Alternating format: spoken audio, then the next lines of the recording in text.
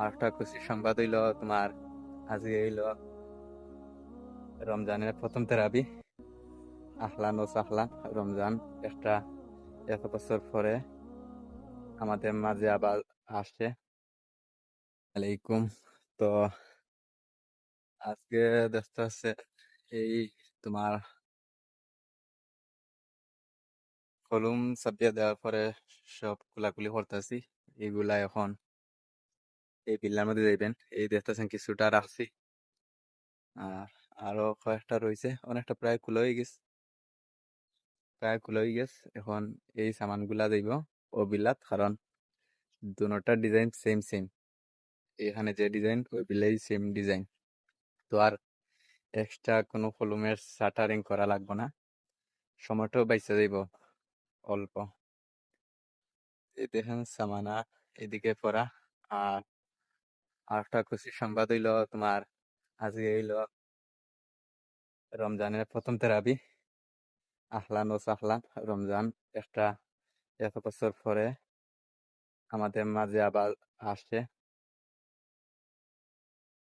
এখন আমরা সবাই প্রবাসে, তো সবাই যার যার কাজে ব্যস্ত থাকে, অনাজানে রোজা রাখতে পারে না। তারপর যারা প্রবাসী তারা কইমু যতটুকু পারন বিদেশ প্রচুর খাম কাজ করতে করতে ফ্যামিলির জন্য আমাদের লাইফটাই আমরা বিসর্জন দেই, কিন্তু দিন শেষে মরার পরে ফ্যামিলি আমার কোনো কাজের নাই। অবশ্যই আমরা ফ্যামিলির জন্য কর্ম, কিন্তু দিন শেষে আমারও খৈবরের কিছু আমল করে যাইতেইব, যেখানে শুধু আমার আমল, আমি যেগুলা আমল করছি সেগুলাই তোমার সেখানে কাজে আইব।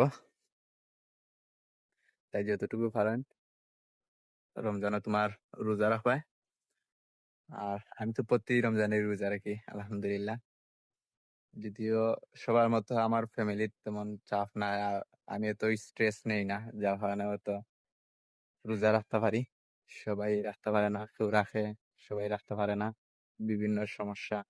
তারপরে যতটুকু পারবাই ফ্যামিলির চিন্তা করার পরেও নিজের চিন্তা করবাই, যেহেতু একদিন আমরা সবাই মৃত্যুবরণ করবো। আর একদিন সবাই করে যাইতে হইব, এটা বিশ্বাস সবাই রাখে, সবার আছে। তাই করে যাওয়ার আগে অন্তত আমলটা করা প্রয়োজন, অল্প না হলেও অন্তত করা প্রয়োজন। বুঝছেন? তো ভালো থাকা।